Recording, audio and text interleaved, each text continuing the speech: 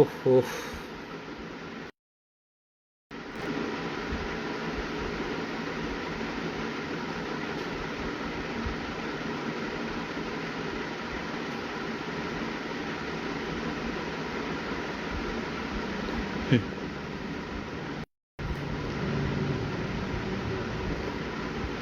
साथियों, हम लोग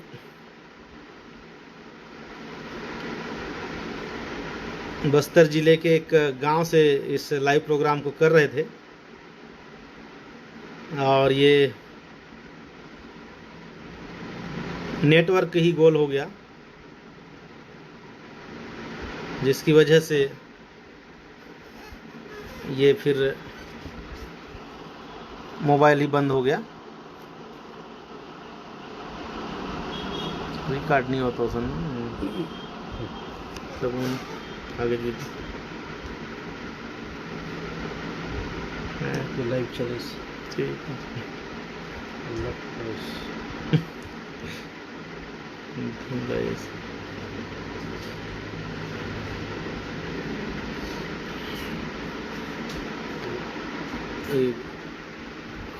Las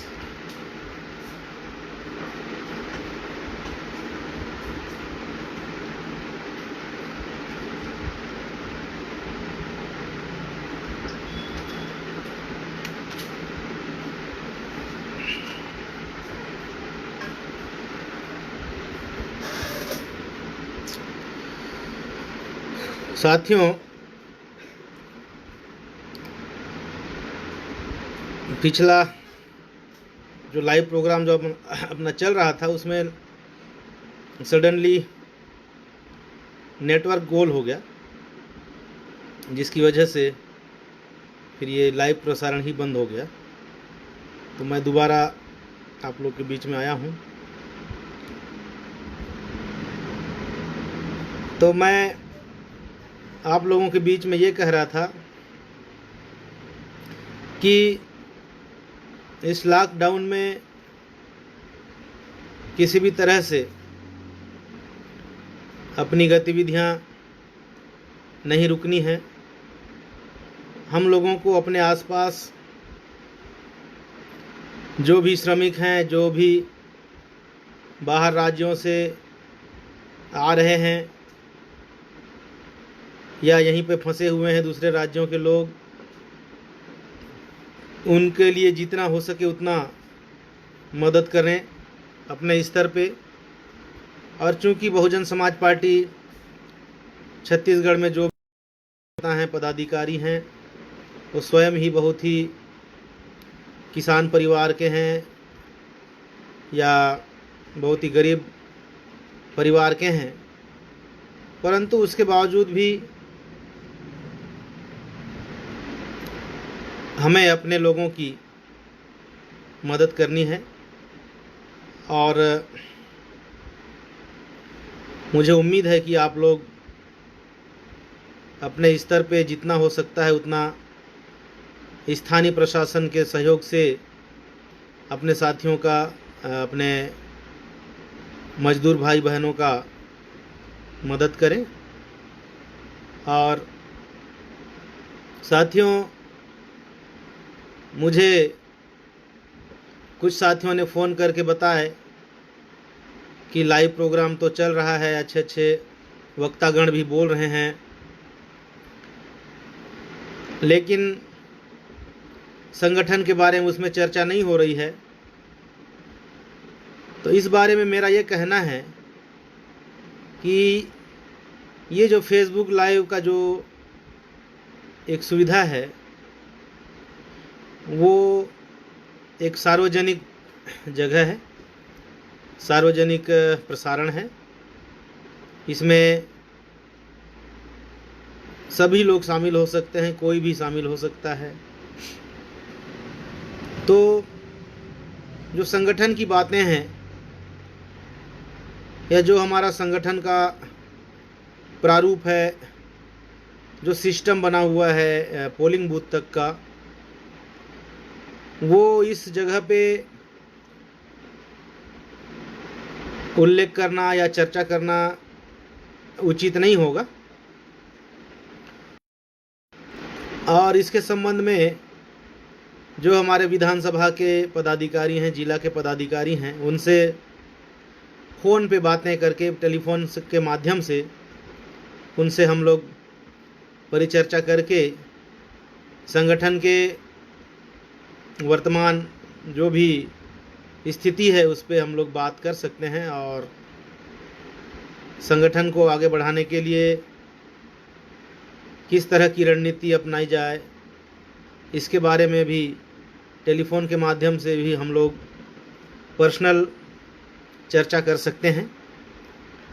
तो इसलिए अभी जो यहाँ बातें होंगी, जो अभी और भी हमारे साथी जो वक्तागण बोलेंगे कल परसों, तो उसमें जो है विचारधारा की बात हो सकती है और जो चर्चा हम लोग कर सकते हैं सार्वजनिक रूप से, जैसे कि वर्तमान में जो मजदूर भाई बहनों की मदद करने के लिए अपील है या जो भी अपने माध्यम से हो रहा है उसको बताने का काम हम लोग कर सकते हैं।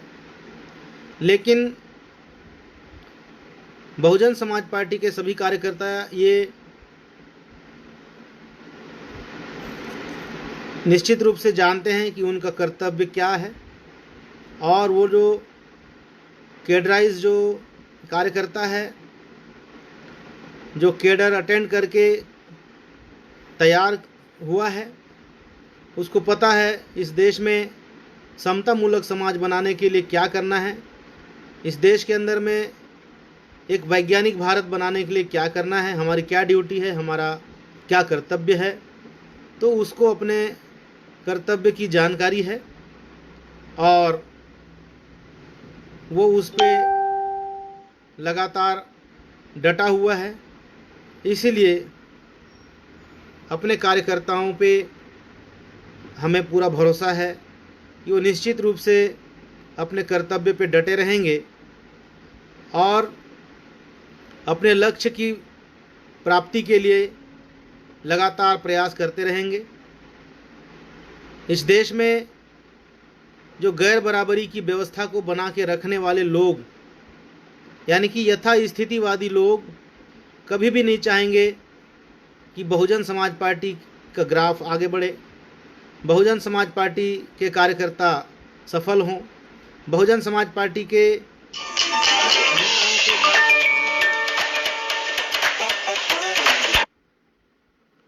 सफल होते हुए वो लोग देखना नहीं चाहेंगे। इसलिए वो तरह तरह के अफवाहें फैलाते हैं, पार्टी के प्रति अफवाह फैलाते हैं, हमारे शीर्ष नेतृत्व के प्रति अफवाह फैलाते हैं और उसमें बकायदा जो उन पार्टियों के जो मनुवादी सोच रखने वाले जो संगठन हैं, उनके लोग बकायदा उसमें आईटी सेल बना करके काम पे लगे हुए हैं। उनका काम हमारे जो समर्थक हैं, हमारे जो फॉलोअर हैं, माननीय बहन जी के फॉलोअर हैं, मानवर साहब कांसीराम जी के फॉलोअर हैं, बीएसपी के फॉलोअर हैं, उनको भ्रमित करना, उनको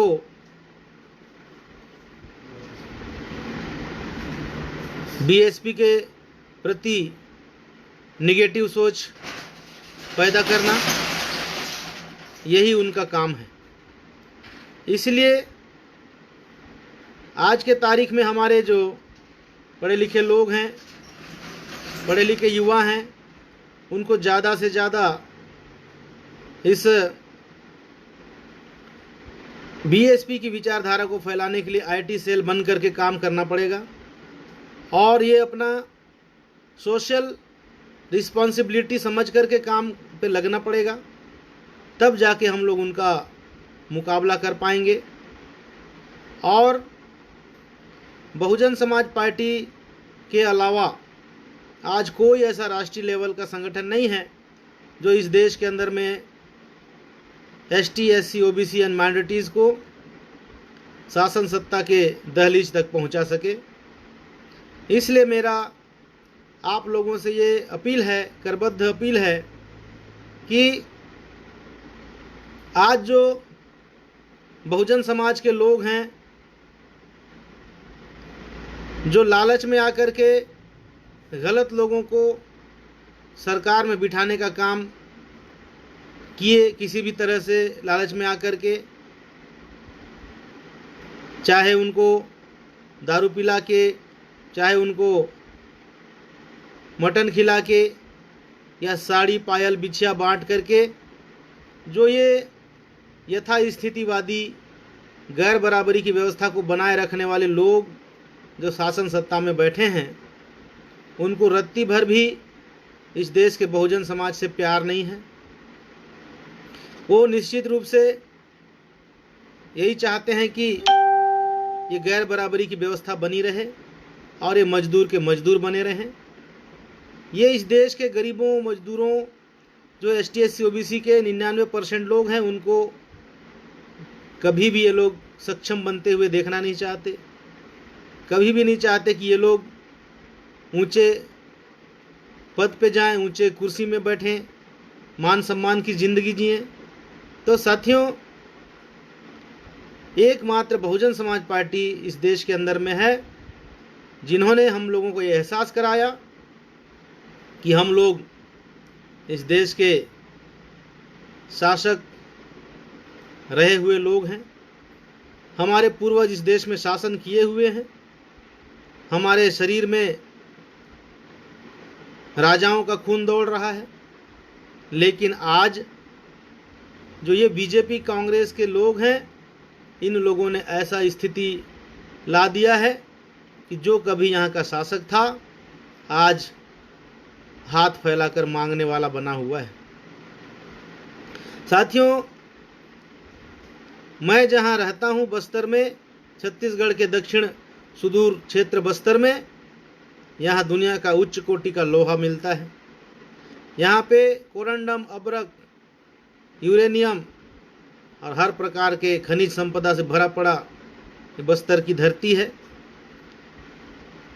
आज यहाँ महुआ, टोरा, इमली, अमचूर, चिरौंजी से लेकर के एक से एक खनिज, एक से एक वन संपदा यहाँ पे भरी पड़े हैं। लेकिन यहाँ का आदिवासी आज चेन्नई में रोजी रोटी कमाने गया है, वहाँ से फ़ोन आता है।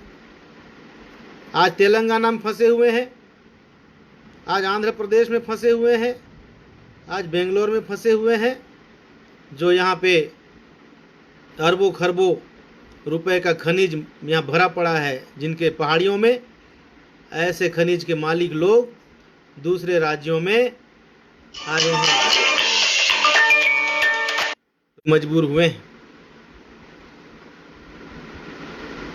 साथियों,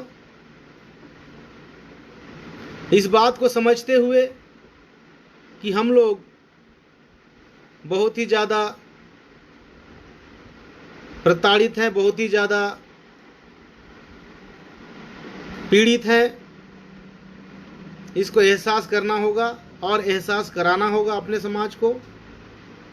उसके लिए बहुजन समाज पार्टी की विचारधारा ही अपने समाज को शासक होने का एहसास करा सकती है, और कोई दूसरी संगठन इस काम को करने वाली नहीं है, और कोई दूसरा संगठन से इस काम को होने की उम्मीद मत करिए। आज बहुजन समाज पार्टी और उसके शीर्ष नेतृत्व को हर जगह घेरने का काम हो रहा है। आज जब माननीय बहन जी को चारों तरफ से घेरने का प्रयास हो रहा है, आप लोग सोच के देखिए बाबा साहब डॉक्टर अम्बेडकर के समय में क्या रहा होगा। मान्यवर साहब कांसीराम जी को भी दुष्प्रचार करते थे मीडिया के माध्यम से ये मनुवादी लोग कि मान्यवर साहब कांसीराम जी विदेशों से पैसा लाते हैं। बाबा साहब डॉक्टर अम्बेडकर को भी प्रचार किए अंग्रेजों का पिट्ठू बताए उस समय मीडिया के माध्यम से। हमारे आदिवासी समाज में जितने महापुरुष पैदा हुए, क्रांतिकारी पैदा हुए, उनका नामो निशान मिटाने का काम किया गया। आज जयपाल सिंह मुंडा जी जो हमारे आदिवासी समाज से संविधान सभा का प्रतिनिधित्व किए, उनका भी नामो निशान मिटाने का प्रयास हुआ। और भी कितने आदिवासी क्रांतिकारी पैदा हुए जिन्होंने 1947 का जो स्वतंत्रता का आंदोलन कह के प्रचार किया जाता है, मंगल पांडे के आंदोलन से बहुत पहले हमारे आदिवासियों ने इस धरती को बचाने की लड़ाई लड़ी। लेकिन आज उनका किसी भी पाठ्यक्रम में, किसी स्कूली पाठ्यक्रम में शामिल करने का काम आज़ादी के बाद की इन सरकारों ने नहीं किया। तो ये सब अगर हमको करना है, अगर हमको हमारे महापुरुषों को पढ़ाना है, अपने बच्चों को स्कूली पाठ्यक्रम में पढ़ाना है, अगर हमको बिरसा मुंडा को पढ़ाना है, अगर हमको तिलका मांझी को पढ़ाना है, अगर हमको जयपाल सिंह मुंडा जी को पढ़ाना है, तो उसके लिए पावर में आना पड़ेगा साथियों। उसके लिए सत्ता में आना पड़ेगा। सत्ता के माध्यम से तय होता है पाठ्यक्रम कि किस चीज़ को बच्चों को पढ़ाना चाहिए और किस चीज़ को पढ़ाना नहीं चाहिए। इसलिए मैं आप लोग से अपील करना चाहता हूँ कि हमारे महापुरुषों का इतिहास को अगर जिंदा करना है तो बहुजन समाज पार्टी के अलावा कोई विकल्प नहीं है। अगर हम लोग इनके बहकावे में आते रहेंगे और चंद रुपयों के लालच में, दारू महुआ मटन मुर्गा के लालच में इनको दोबारा सत्ता में बिठाते रहेंगे, तो जो मान्यवर साहब कांसीराम जी ने एक हम लोगों को प्लेटफॉर्म दिया शासन सत्ता में बैठने का, ये भी हमसे छिन जाएगा। दोस्तों, साथियों, जिस तरह से बाबा साहब डॉक्टर अंबेडकर ने सपना देखा था कि हमारा समाज इस देश का शासक होगा और उन्होंने एक राजनीतिक प्लेटफॉर्म बनाने की सोची और रिपब्लिकन पार्टी ऑफ इंडिया बनाने का प्रयास किया, लेकिन बाबा साहब अंबेडकर के परिनिर्वाण होने के बाद इसी कांग्रेस पार्टी ने रिपब्लिकन पार्टी ऑफ इंडिया के कई टुकड़ों में उनको बांटने का काम किया। आज मान्यवर साहब कांसीराम जी बाबा साहब के इस चुनाव चिन्ह हाथी को बहुत मेहनत से हम लोगों के लिए वापस लाने का काम किए हैं। साथियों, हम लोगों को इस चुनाव चिन्ह को बचाने का काम करना है। बहुजन समाज पार्टी को और इसके विधायक जिताने का काम करना है। नहीं तो ये कांग्रेस और बीजेपी चाहती है कि बहुजन समाज पार्टी खत्म हो जाए। आज जब हमारी नेता कांग्रेस की आलोचना करती है तो लोग कहते हैं कि बीजेपी की तरफ से बोल रहे हैं, बीजेपी की आलोचना करते हैं तो बोलते हैं कि कांग्रेस की तरफ से बोलते हैं। क्या कांग्रेस की आलोचना करने का काम क्या बीजेपी का है? क्या बीजेपी की आलोचना करने का काम केवल कांग्रेस का है?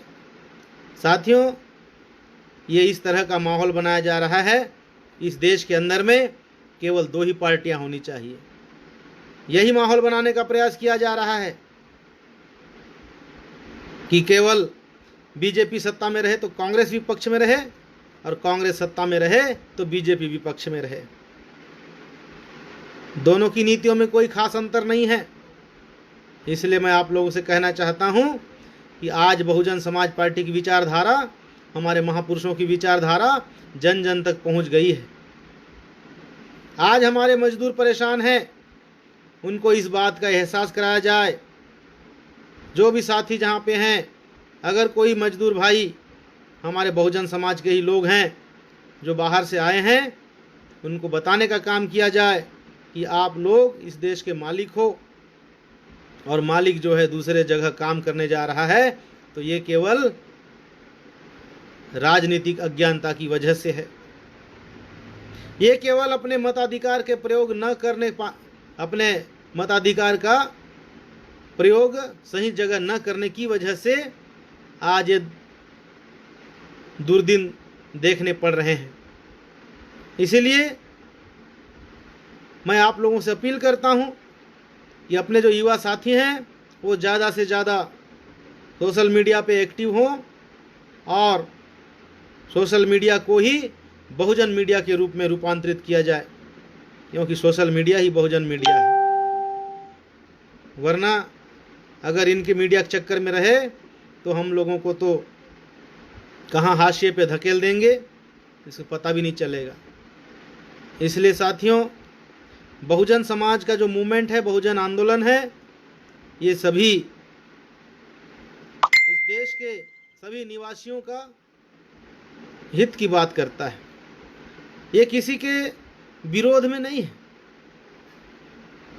आज वो कांग्रेस की जो एक महिला नेता है जिसको कुछ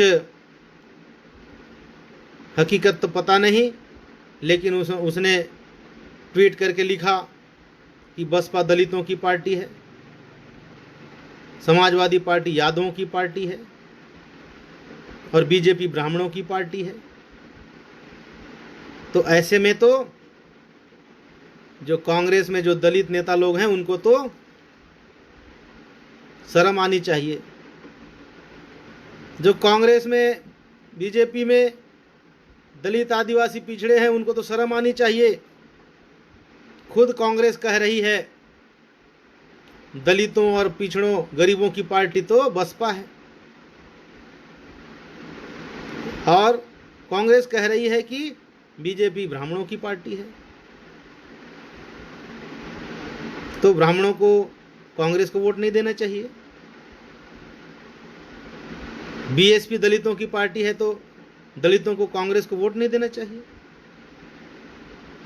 समाजवादी पार्टी यादवों की पार्टी है तो यादवों को कांग्रेस को वोट नहीं देना चाहिए। तो ऐसा जब वो लोग खुद कह रहे हैं तो उसके बावजूद भी हमारा समाज अगर नहीं समझ रहा है तो साथियों, ये हमारे समाज की गुलामी का संकेत है।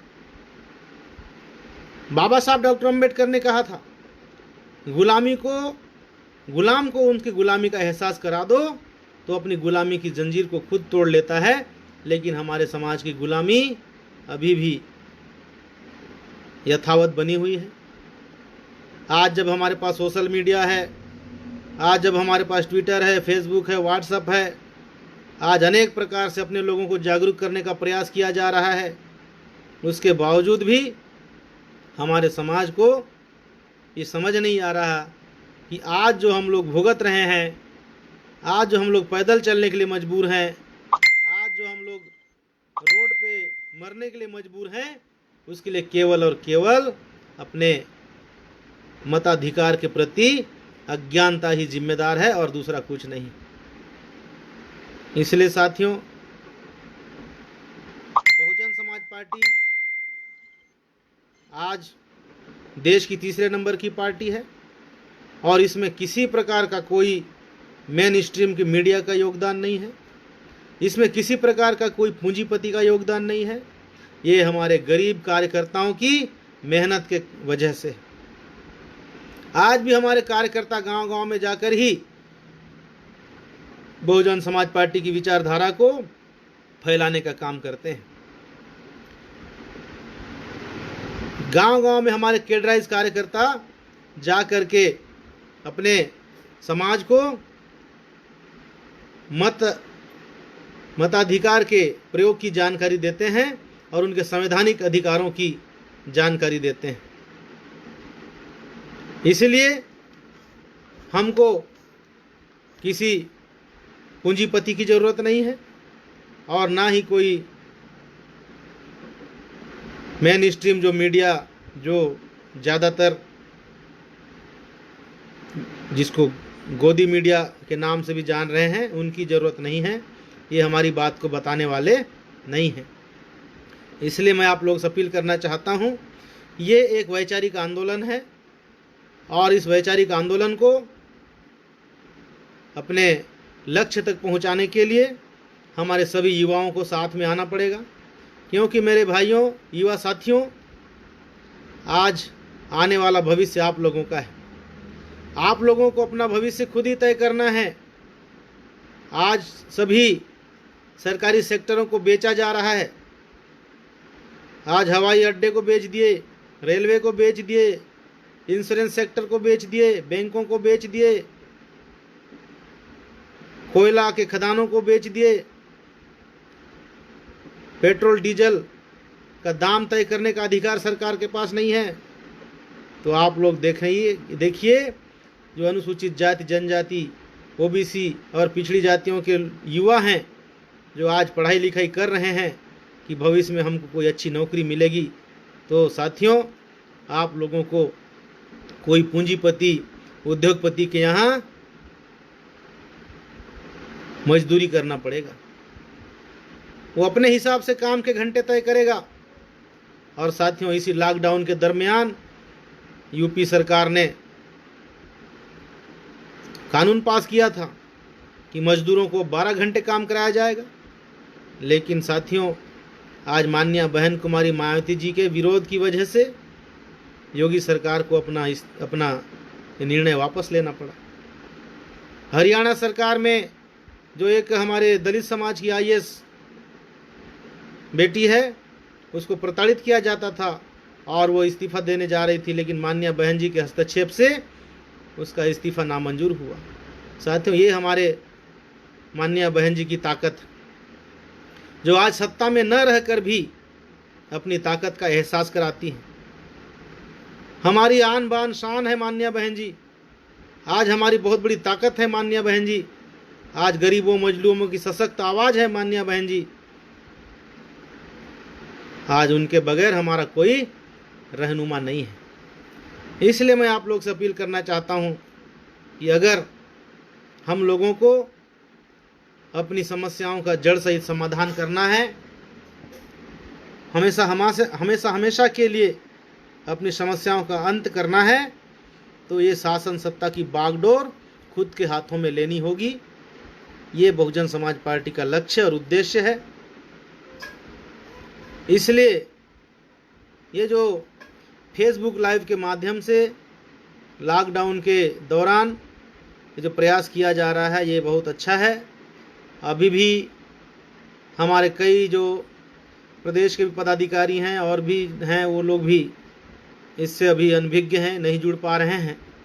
तो जो हमारे युवा साथी हैं जिन्होंने इस फेसबुक पेज का निर्माण किया है, उनसे मैं कहना चाहता हूं कि उन सभी के पास इस फेसबुक पेज का लिंक भेज करके उनसे बातें करके इसमें जोड़ने का प्रयास आप लोग करें, ताकि हम लोग जब भी इस तरह की परिचर्चा करें तो हमारे सभी पदाधिकारी शामिल हों, ताकि क्योंकि जो लोग सुन रहे हैं, देख रहे हैं, तो उनका कमेंट्स भी मुझे दिख रहा है और यथाउचित उनके क्वेश्चंस का आंसर देने का भी कोशिश कर रहा हूं।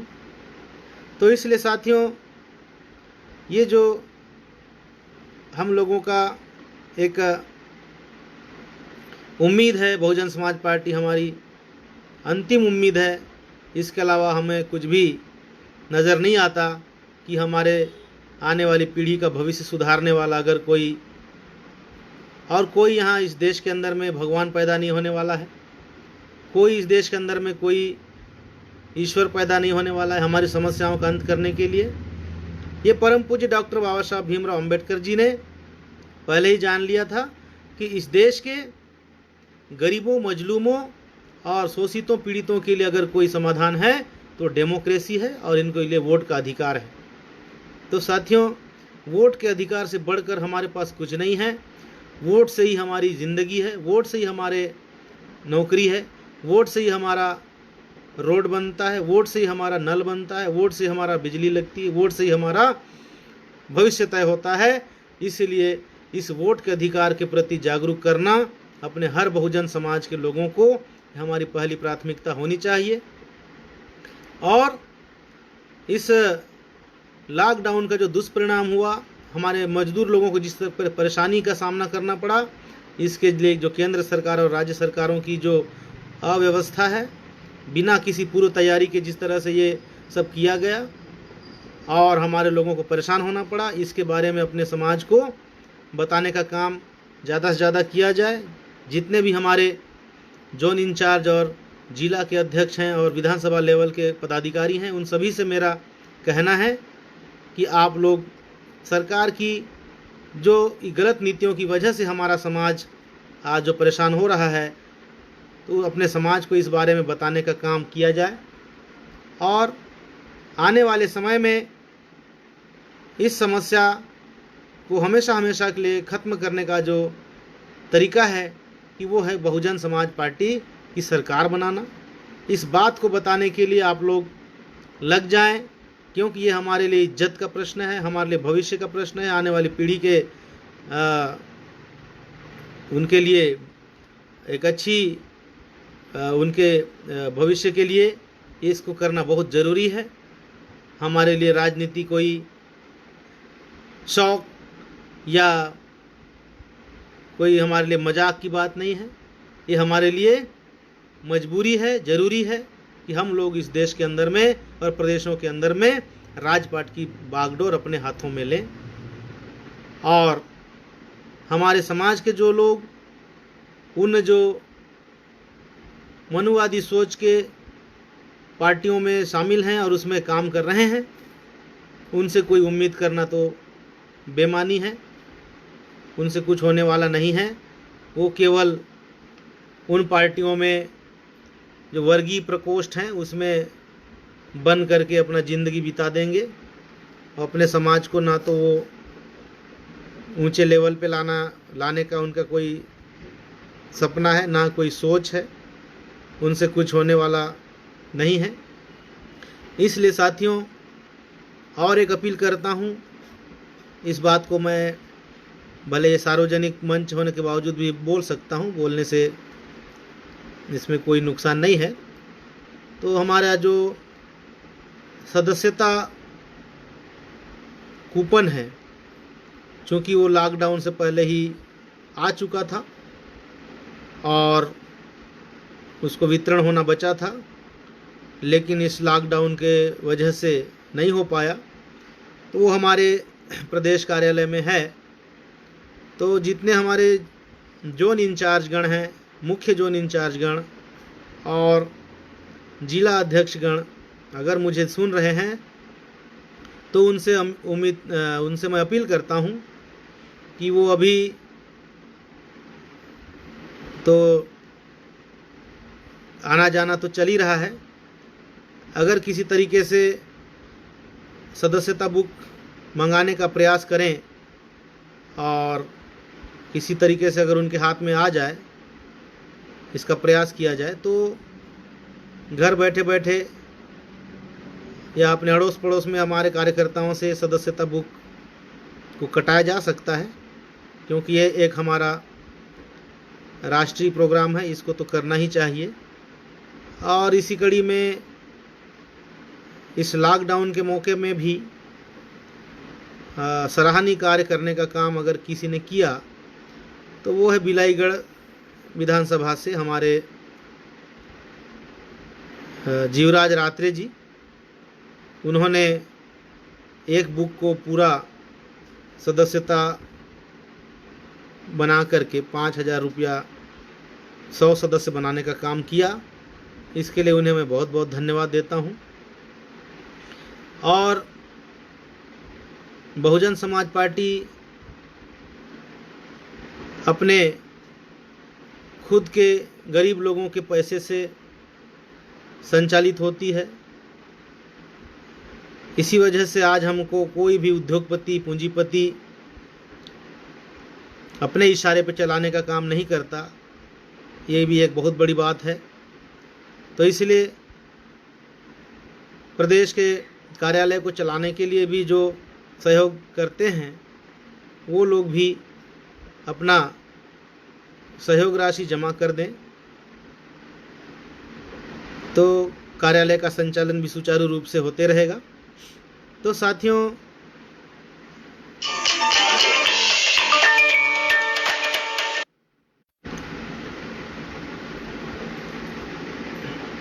पहले जो लाइव आया था वो अचानक से इंटरनेट बंद होने की वजह से बंद हो गया, फिर दोबारा आया हूँ और लगभग सभी बातें हो गई हैं। और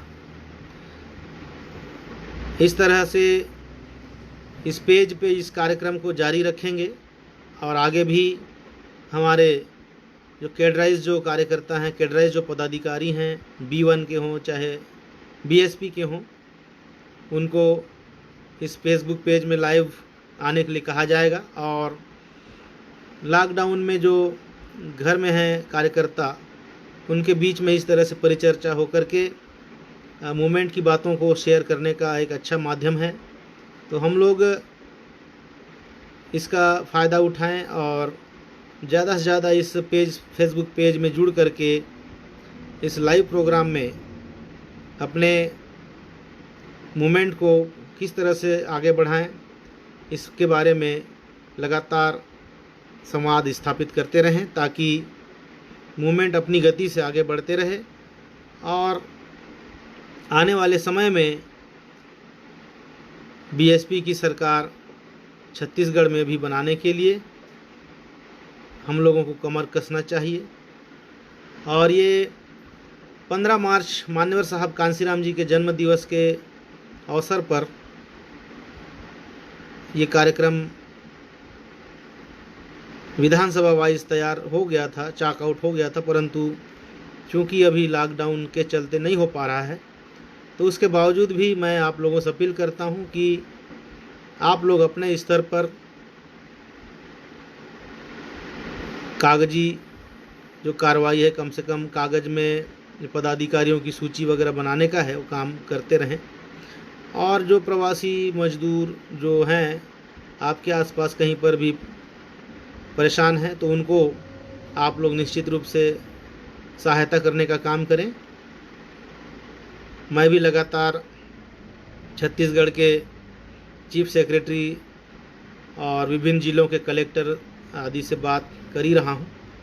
जितना हो सकता है उतना हम लोग भी अपने गरीब आदिवासी, अपने जो मजदूर भाई लोग हैं, किसी न किसी वजह से आज परेशान हैं, तो उनको अपने स्तर पे मदद कर रहे हैं। और आप लोगों से भी जितना हो सके उतना मदद सहयोग करने का काम करें। तो साथियों, और ज़्यादा ना कहते हुए कि बहुजन समाज पार्टी के कैडर के बारे में आप लोग जानते ही हैं, जान करके इस मूवमेंट में जुड़े हैं। तो अब ये है कि इस लॉकडाउन के अवसर को किस तरह से हम लोग सदुपयोग करते हुए सामाजिक काम को आगे बढ़ाते हुए, सामाजिक उत्तरदायित्व को आगे बढ़ाते हुए बहुजन मूवमेंट को भी आगे बढ़ाने के लिए किस तरह से हम लोग काम कर सकते हैं, इसके बारे में आप लोगों से परिचर्चा हुई। तो इसको ज़्यादा से ज़्यादा अपने साथियों के बीच में शेयर करें और जो भी क्वेश्चन है उसको भी आप लोग आगे भी लिख सकते हैं, कहीं व्हाट्सएप नंबर पे भी दे सकते हैं, ताकि हम लोग एक दूसरे से लिंकअप रहें, एक दूसरे से जुड़े रहें और एक दूसरे की गतिविधियों की जानकारी होती रहे। मेरा व्हाट्सएप नंबर भी मैं सत्यजीत कुर्रे जी से अपील करता हूं, आप इसमें लिख दें। कोई अगर किसी को ज़रूरत पड़ेगा तो उसको वो उपयोग कर सकता है। तो साथियों, बहुजन आंदोलन में हम लोगों की मजबूरी है कि ST SC OBC and minorities को जुड़ना बहुत ज़रूरी है। उसके बगैर हम लोग यहाँ पे इस देश के अंदर में गुलामी से आज़ाद नहीं हो पाएंगे। और सबसे अच्छी बात यह है कि आज की तारीख में भले अलका लांबा कुछ भी बोले कि बसपा दलितों की पार्टी है, लेकिन दुनिया जानती है कि आज बहुजन समाज पार्टी की नेता बहन कुमारी मायावती जी दुनिया के 8 सबसे ताकतवर महिलाओं में से एक हैं। और आज बहुजन समाज पार्टी केवल दलितों की पार्टी नहीं है, आज बहुजन समाज पार्टी सर्वजन हिताय सर्वजन सुखाय की नीति पे चलने वाली आज सर्व समाज की पार्टी बन चुकी है। आज इसमें हर वर्ग के लोग जुड़ रहे हैं, हर समाज के लोग जुड़ने के लिए लालायित हैं। ज़रूरत है तो केवल अपने जो बहुजन समाज जिसको हम लोग कहते हैं, ST SC OBC, इस समाज के लोग ज़्यादा से ज़्यादा जुड़े तो निश्चित रूप से साथियों हम लोगों की दुख तकलीफ को अंत होने से कोई नहीं रोक सकता। हम लोग जैसे आज से हजारों साल पहले इस देश के अंदर में शासन करती जमात थे, दोबारा इस देश के अंदर में हम लोग शासन करने वाले समाज बनेंगे। आज हमारे साथ छत्तीसगढ़ की बात करें तो डॉक्टर विनोद शर्मा जी हमारे साथ हैं, प्रदेश के उपाध्यक्ष हैं। OBC समाज का बड़ा चेहरा हमारा प्रदेश का उपाध्यक्ष माननीय केशव चंद्रा जी हैं, विधायक जी। आज हमारे साथ ST SC OBC तीनों वर्गों के लोग, अल्पसंख्यक समाज के लोग, सवर्ण समाज के लोग, सभी के बीच में भाईचारा बना करके एक इस संगठन में भागीदारी दी गई है। किसी के साथ इस संगठन में भेदभाव नहीं है और आदिवासी समाज को नेतृत्व, प्रदेश का नेतृत्व करने का मौका मिला है माननीय बहन जी का आशीर्वाद से। तो साथियों इस अवसर को हम लोग एक लक्ष्य में पहुंचाएं और अपने अवसर का फ़ायदा उठाते हुए आने वाले समय में इस विचारधारा को स्थापित करने के लिए अपनी ताकत को बढ़ाने का काम करें और बहुजन समाज पार्टी की सरकार बनाने की दिशा में हम लोग काम करें, ताकि जो हमारा समाज आज पीड़ित, प्रताड़ित और मजबूर है, इनका व्यवस्था हो सके, इनको स्थायी समाधान मिल सके, ये लोग भी अच्छी ज़िंदगी जी सकें। इसके लिए बाबा साहब डॉक्टर अम्बेडकर का संविधान ही सही है और उसके अलावा दूसरा रास्ता कोई नहीं है। तो साथियों बहुजन समाज पार्टी छत्तीसगढ़ इस पेज में लाइव आकर के अपनी बात रखने का अवसर देने के लिए इंजीनियर सत्यजीत कुर्रे जी, सुनील जाटवर जी और शेखर गंजीर जी को बहुत बहुत आभार धन्यवाद करते हुए मैं आज की इस वार्तालाप को यहीं पे विराम देता हूं। उम्मीद है आप लोगों को अच्छा लगा होगा और आगे भी हम लोग इस तरह से लाइव प्रसारण को चलाएंगे और मूवमेंट को आगे बढ़ाने का प्रयास करेंगे, ताकि लॉकडाउन के नाम से मूवमेंट की गति न रुके। हमारे युवा साथियों से अपील है कि ज़्यादा से ज़्यादा इस ग्रुप में जुड़ें और अपने विचारों को भी शेयर करें और जो भी उनके मन में जो क्वेश्चन हैं उनको भी व्यक्त करें, ताकि यथाउचित उसका समाधान करने का प्रयास किया जाएगा। तो साथियों मैं अभी अपनी बात को यहीं पे विराम देते हुए आप लोगों से विदा चाहता हूं। आप सबको जय भीम, जय भारत।